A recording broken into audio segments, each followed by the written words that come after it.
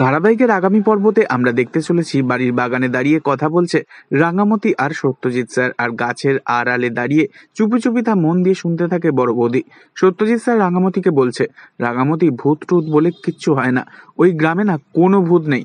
আমাদের ইন্টেলিজেন্স টিমের কাছে খবর আছে, কিছু মানুষ ওই গ্রামের চারিপাশে এই খবরটাই ছড়িয়েছে যে ওখানে ভূত আছে বলে, যাতে ওই গ্রামে কেউ ঢুকতে না পারে, ওর আশেপাশে কেউ না যেতে পারে, যাতে ওই গ্রামের ভিতরে ওরা নিশ্চিন্তে একেবারে অপরাধমূলক কাজটা করতে পারে।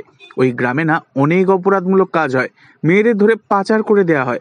তখন রাঙামতি বলে, আমাদের গ্রাম থেকে না আমাকে আর উড়নবাবুকে জামাই আদরে যাওয়ার জন্য নেমন্তন্ন করেছে। উড়নবাবু যাবে কিনা আমি জানি না, তবে যদি আমরা ওই গ্রামটোতে যাই না, তবে আমি এই কাজটা অবশ্যই করব। এই কথা শুনে খুবই খুশি হয়ে যায় সত্যজিৎ স্যার।